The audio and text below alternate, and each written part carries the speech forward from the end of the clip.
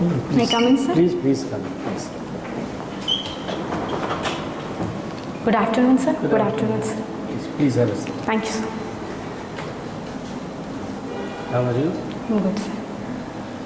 Did you wait long? No, sir, not enough. Shivangi, please tell us about yourself first. So, sir, my name is Shivangi Yadav. I belong from Ghazipur district of Uttar Pradesh. I did my schooling from there itself. Then I went to Banaras Hindu University for my graduation. After that, to Madras School of Economics for my post-graduation. And currently, I am pursuing a PhD from Center for Economic Studies and Planning, Jawaharlal Nehru University. And my hobbies are journaling and reading non-fiction.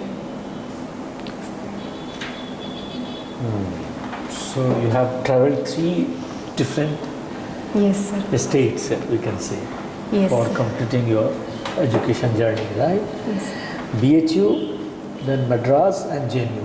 Yes. Can you tell us the few differences about the, say, curriculum and the methodology of teaching, and which you like most? Okay, sir. So, sir, starting from Banaras Hindu University, the curriculum was more theoretical, and the approach was more based on theoretical and classical construct of economics.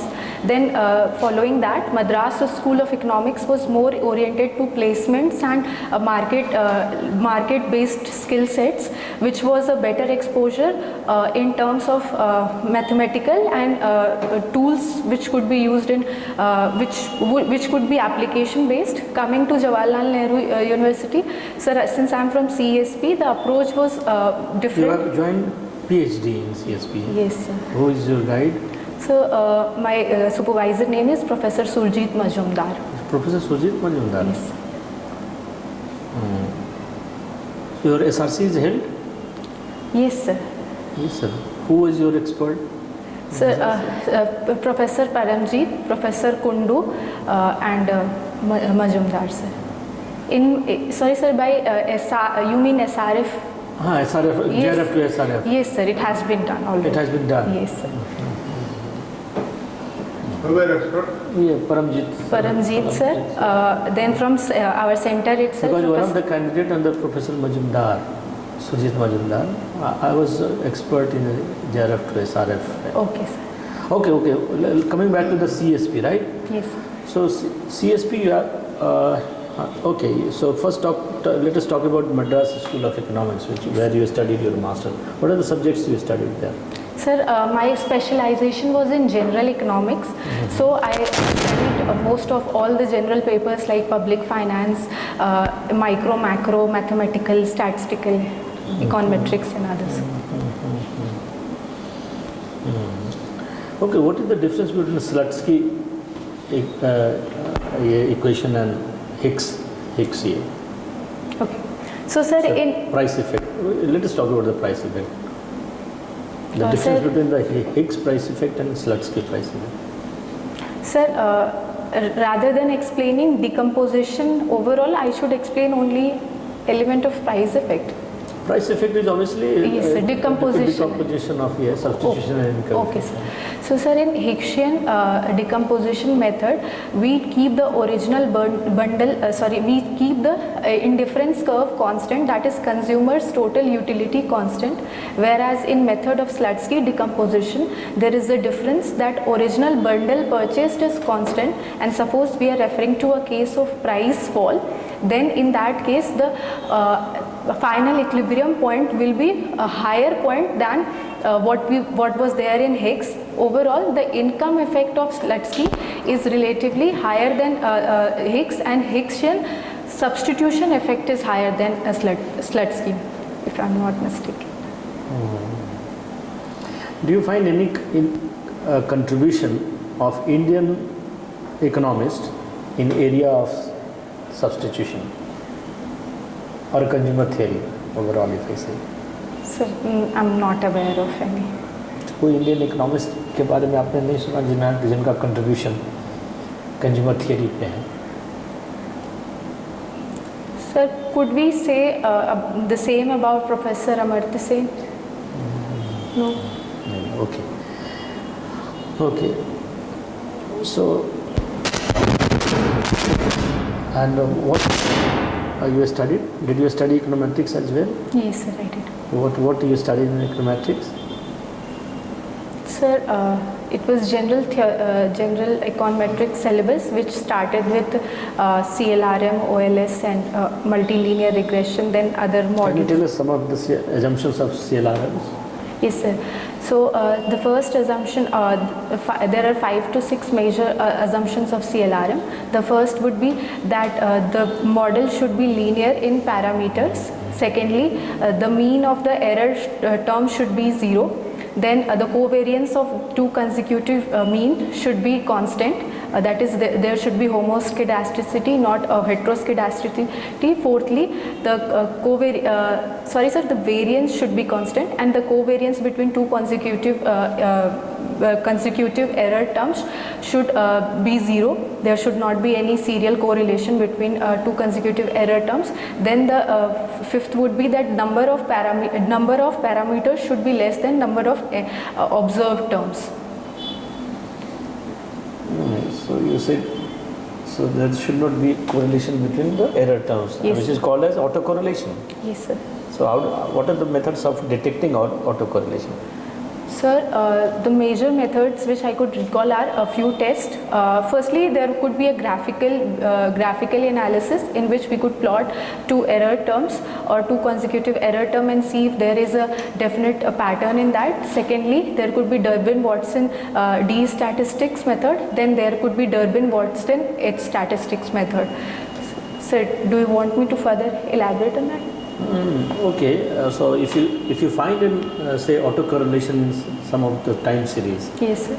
So how do we say correct it? So, sir, there could be a few methods of correction, like difference in difference method. Then there could be ratio transformation. Difference in difference method? Sir, I mean first difference method. We could actually subtract the previous, suppose there is a regression model stated as yt is equal to alpha plus beta xt. So I could take difference of two consecutive time period. Since autocorrelation is generally found in time series, it's a time series process. So if you take a say difference between first difference you are talking about. Yes. And what else? Sir, then there could be ratio transformation. Then we have to look at the genesis of the problem of autocorrelation, like cobweb phenomena, inertia, and so we could treat that by first difference or ratio transformation. So this is what I can recall right now. And what would the stationarity test? Sir, for stationarity. What is the stationarity? Sir, stationarity is a process of long-term. Sir, I cannot recall it right now. If the mean and variance of the yes, series sir. is constant over time. Yes, sorry, sir. And covariance between the two periods depends only upon the lag time, yes, but not upon the. Yes. So why the stationary test is also called as unitrue test? Sorry, sir. I am not revised econometrics right now. Okay. Have you heard about the VAR models?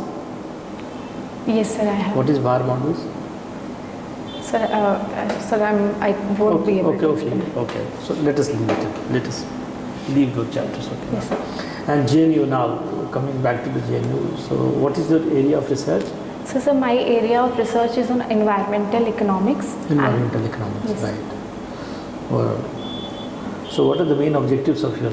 So, sir, my doctoral thesis topic is impact of climate variability on change in consumption and change in income. So, my major two objectives. Please come again. Change in consumption and change in income. Impact of? Climate variability. Okay, impact of climate variability. On change in consumption and income.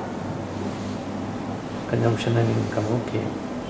So this is your topic, right? Yes. So what are the three objectives to which you are trying to complete your dissertation or thesis? Yes, sir. So my first objective is analyzing climate variability in itself, which I have done through temperature and precipitation pattern change in over long period average. Okay, so what methodology you have used in this to say ascertain climate variability in terms of precipitation and temperature? So the methodology I have used is simple methodology which is mentioned in reports of IMD, in which they take a long period baseline I have taken from 1980 to 2023 and then observe the climate anomalies for the time period from say my time period is T1, so I subtract it from consecutive long period average and observe the deviation from that. Okay, so simply you are taking the deviation from the mean and trying to see the yes, variation. Yes, sir. So variation in your say climate, you yes, can say in terms of precipitation. And then second objective? So my second objective is, for second objective I have taken household consumption expenditure survey. So I have combined it with the climate data set and I am trying to observe that, the rounds of household consumption expenditure which I am seeing is from 1993 onwards. So I am trying to observe that what portion of climate variability could explain the change in consumption pattern. Then my third objective. Because yes, so you are trying, but how do you ascertain and how do you say that okay, the change in consumption pattern is only because of the change in variability of the climate? Yes. So how do you control the other parameters? Sir, for control parameters, the socio-economic variables which are provided in household consumption expenditure survey itself has been included. So you have taken those? Yes, sir, I have. But if you are making it a model, in modeling, you are saying that okay, the change in consumption is a function of these variables. Yes, sir. So, but in this case, how do you say looking at the coefficient, you will say that okay, this part of the variation is explained by climate. No, but there is one fallacy in this argument. Why not the combination of these two, which we call it to be an interaction effect? Income and consumption. No, not income and consumption. Yes. So if I am taking a consumption as a dependent variable, yes, and then you are explaining in terms of climate variability, yes, and other socio-economic factors, yes, but why not the combination of climate variability and socio-economic factor? There will be interaction effect. Sir, might be. There is a possibility of that. So how do you rule out, and what methodology then again you will employ to see that okay, this change in consumption pattern is only because of the variability in precipitation and temperature? Sir, as far as I could make out of this question, so I have tried to include more and more socio-economic and demographic factors, and the indexation which I am trying to do is based on CEW report, which mentioned that the area-wise or region-wise biases of disaster or vulnerability element included in the area.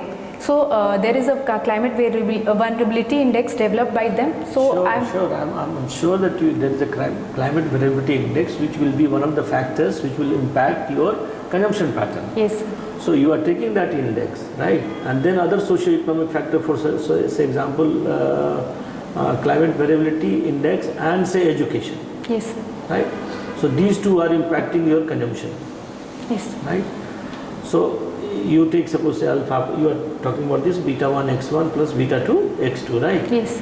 But what about the say suppose say beta 3, right? And which is an interaction x1 into x2. Yes. So certainly, sir, that could be a method to see this, which is a good suggestion. What I mean to say, the index or the number which I am including is already including the climate region specific problems.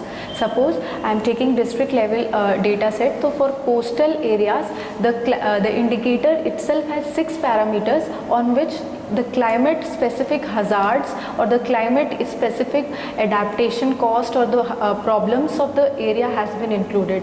So this is a method of proxy which I am trying to include in this. What is environment Kuznets curve? So, sir, environment Kuznets curve states that it's that with increase in growth of an economy per capita GDP, the environmental degradation will first increase, then reach a break-even point, and post-industrialization or post reaching a certain threshold of economy, there will be efforts for environmental restoration, which will lead to the falling degradation or will reduce the curve. The shape of environmental Kuznets curve is the inverted U shape. Inverted U shape. Yes. Okay. So, you see, how do you view on the RBI's MPC decision to say maintain a status quo on the repo rate policy rate and keeping the monetary policy say neutral stance? Yes. So, sir, in last 6 months, RBI did 2 consecutive reduction in rate for 0.25 and then 0.5 basis, and this time we have made the policy stance neutral. It's a good step in a way that inflation is right now not an immediate concern of the economy. We can see post March 2025 inflation is all-time lowest, and also the immediate concern of the economy is could be put on growth, and food inflation, which was major concern for past 2 to 3 years, has also been in limited range. So we could now focus on growth and let the repo rate change of 100 basis point done in past percolate and adapt a wait and watch policy for now. So, but why the RBI's projection about the inflation for financial year 27 is say about 4% or 4.9 to be precise inflation? Yes, sir. So what could be basis for this? Why there is an apprehension that in financial year, say after 26 or 27, the inflation is going to rise? Sir, the persistent increase in inflation can be due to global geopolitical uncertainties. Secondly, due to aspects of climate change, or we call climate uncertainties, there is persistent food inflation in India, and also we are making a lot of structural changes. So, though in long run there will be improvement from that structural changes, but there could be short run disruptions coming from those changes. So I think based on these global uncertainty and the climate or energy transition targets, RBI has kept this target. No, then why not it is so pessimistic in the front of the projection on the growth rate, GDP? Yes, sir. So in GDP as well, like IMF, it has kept the GDP to be the same one. Projection is here about yes, that it will grow on, in fact, right at 6.5 or something, that it has not changed its stance on the growth of domestic GDP. Sir, I have to read more into why the reason of it. As far as I am aware, IMF has reduced 0.2 to 0.3% for global uncertainty of our GDP projections. But RBI is still hopeful about the GDP production, but it is only telling in the financial year 26 and 26 the inflation may rise. Yes, sir. So you as an economist, why you believe that this may be the case? That it will rise, or? Because RBI says if you agree with this, then okay, then explain why it will rise, and if you do not agree, then say that why should we be so apprehensive about this increase in it? Sir, there could be 3 to 4 major reasons for this RBI stance. First could be that we are living in a time where there is so many geopolitical fragmentation and uncertainties, events like war. And so secondly, we have high dependence on import of oil. Our 85 to 87% of oil dependence is on import.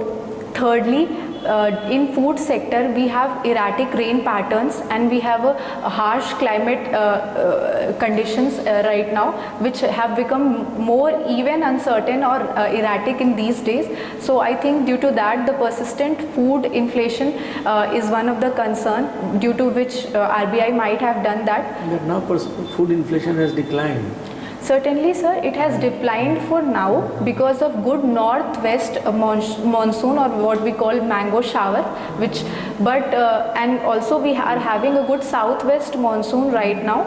No, we know that most of the inflation is imported inflation, but now the RBI itself, in the recent, you can see the speech of the RBI governor. Yes. It is emphasizing that we are not worried about the imported inflation, but it is the domestic inflation which is now, particularly the food inflation, which has to be taken care of.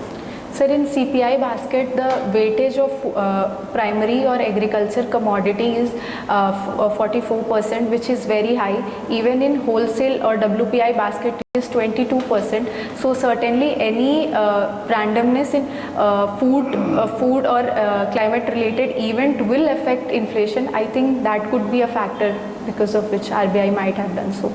So what do you mean by demographic dividends? And do you think that if you can tell us about the youth population in India, and how do we ensure that we reap the benefits of this demographic dividend, or otherwise we are going to miss the train?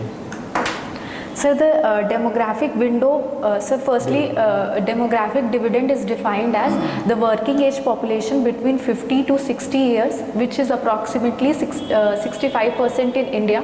Secondly, the demographic window which we have is said to be open from 2004-5 and open till 2047, 55. 50 to 16, 50 to 60.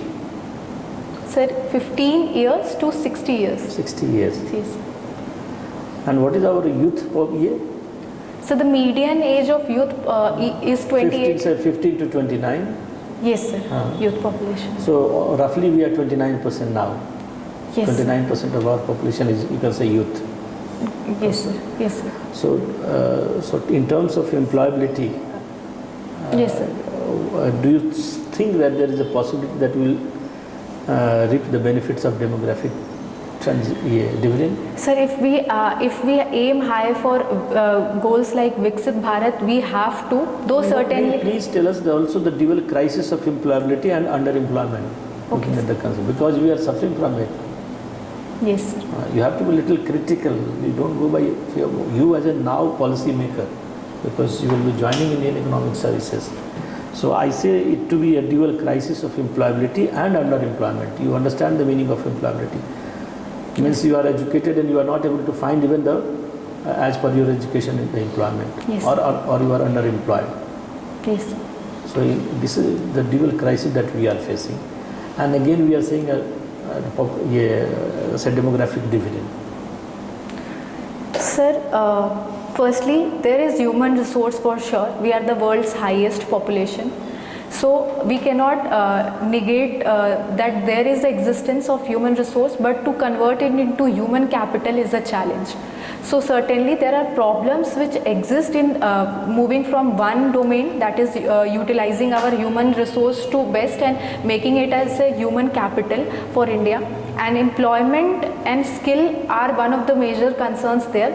For instance, if we refer to problem of underemployment or disguised unemployment, there are we can see that has also persisted in India for very long, but there have been schemes which are trying to enhance the skill of youth, like Pradhan Mantri Gramin Kaushal Vikas Yojana, or we have Skill India program. So certainly there are steps being taken by government in this direction, though in current scale, if we see PLFS data set for a recent month, suppose, based on CWS status, which has increased recently, but post-COVID it was persistent in control.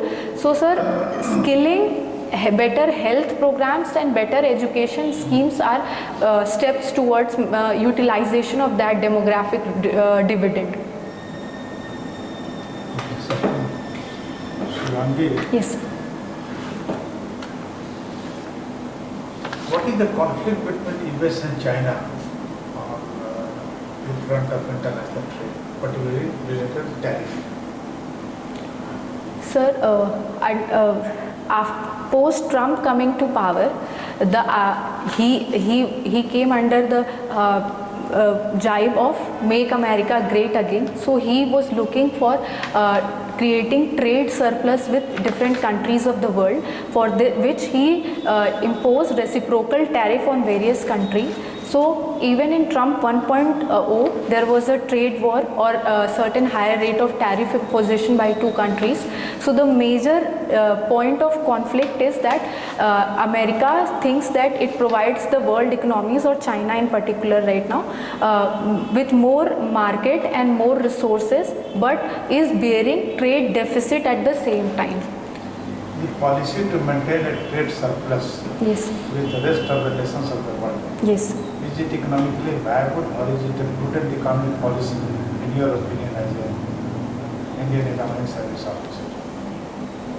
Sir, we are no longer in a mercantilist zero-sum policy situation, zero-sum game policy situation. Trade could benefit everyone. So if countries will start Ricardian principle of positive sum game, or Adam Smith also propagated the same, we are promoting free trade. If countries will start behaving for their own trade surplus, and rather than, then it might hamper the long-term growth, or might lead to deglobalization or more inward-looking approach, which could be not be beneficial for overall world economy in longer terms. So maintaining trade surplus by each country will not be a sustainable solution, sir. What will be the precise impact on the global merchandise and Indian economy also? Brief answer. Sir, on global economic front, post WTO was introduced, we saw 22.7 fold increase in world trade, but post these measures of tariff imposition, COVID and global uncertainty, we have seen a decline in overall world trade by both volume and value. So this will lead to decline in value and volume of trade or overall economic welfare. In Indian context, certainly we have seen a few adjustments by IMF for this global uncertainty, but we remain hopeful on the front that Indian economy is mostly domestic demand driven economy. We are not highly exposed to world in terms of our entire GDP. So, Okay. What do you have to say about the structure of UP economy? Yes, sir. Structure of the economy of Uttar Pradesh. Sir, in recent time, First of all, what do you mean by structure of an economy? sir, by structure of an economy, what I could make of is the share of various sectors like agriculture, manufacturing and services to GSDP of that state. So, can you say something about, or throw some light on the structure of the UP economy? Sir, Uttar Pradesh is highest, most populated state of India, and in recent time, its GSDP growth has been improving. The entire structure of UP economy is mostly based on agriculture primarily, though in recent times the steps have been taken by government to include manufacturing. The highest contributor in UP GDP. Sir, services. Yes. Second, So second would be manufacturing, and agriculture has approximately similar share. In years, agriculture or manufacturing has deviated, how but do you see this structure from the point of view of the sustainable economic growth of the state?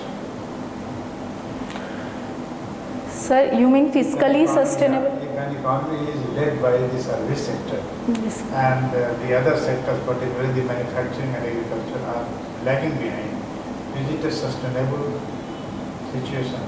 So it's not, because service sector does not have higher employment elasticity. There is a limit to number of people service sector could accommodate. So this is not a sustainable model.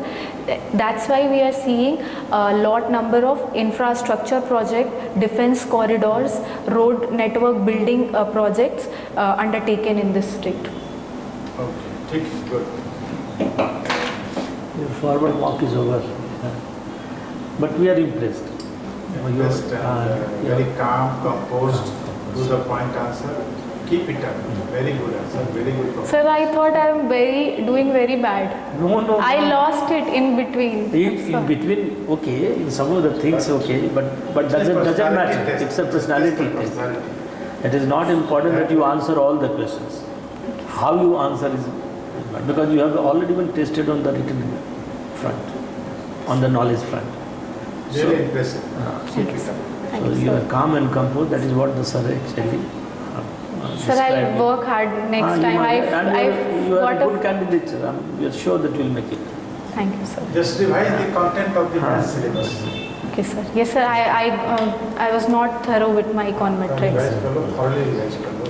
And since you are doing a PhD also, so little bit of methodological aspect of your Yes, sir. how you are going to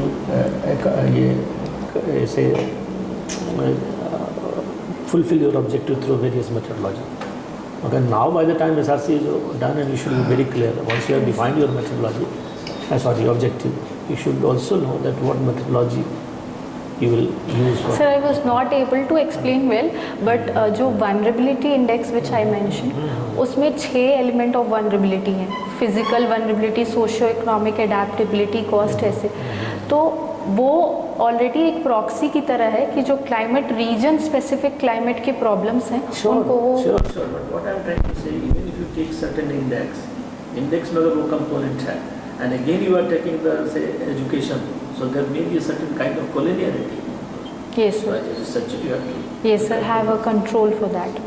Or control, or you read more, and then you must be clear about the methodologies, regression if you are using, whether you are using a panel data or whether you are a time series data. Yes, sir.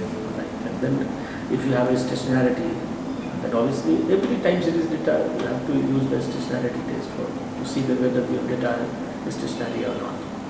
Yes, sir. So then obviously you have 3 tests, ADF, you have PP, you have QSPAR, and then KPSS. Whether should we use at research level only ADF, or we should use all the 3 tests. Okay, sir. If suppose you get that okay, there is no stationary in ADF, but you find a stationarity with a CLIPS parent, then what you should do? So as a researcher, a little bit of it, because you will be asked from research, since you are doing a research, Yes. PhD scholar also. But so, Sir, I wanted to ask one question. So, sir, in my DAF, what happened? There was a technical glitch and all my details could not be saved. So, UPSC allowed me in that given time frame only. They allowed me to submit my additional detail via mail. So, I could be asked a question on that. So, how should I tackle it? no, what you have written in the DAF, you should prepare for the DAF. No, sir, there was a mistake in my DAF submission and then they allowed me to submit additional detail via mail. So how does it matter? Okay, sir. What was the mistake? What was the mistake? Sir, there were a few details which were not saved. So there was this technical glitch. Sir, in my DAF you might see hobby was not saved. So they have allowed me to send those details via mail. Okay, it hardly matters. That must have been in their record. Prepare on DAF also. There will be questions on the DAF. Okay, sir. Sir, anything, sir, in answer formulation as well, the way I was thinking at my home or in my mind, I felt I couldn't present the things same way. Okay, but still incorporate कर लो, improve कर लो, जहाँ भी लगता है कि practice before mirror. practice कर लो. Obviously, there is a scope for improvement. Yes, It's not sir. True, sir. So when ये you come, relative performance अभी तक इतने Yes. कैंडिडेट हमने किया है. yes, best. Relatively, what I can say. But there is always room for improvement. True, sir. So obviously, when you come for the second, you will see that you Sir, I am also looking forward to it. Yes. All right, sir. May I take your leave? Thank you, all the sir. best. Thank you, sir. हाँ, Okay, sir. Thank you, sir.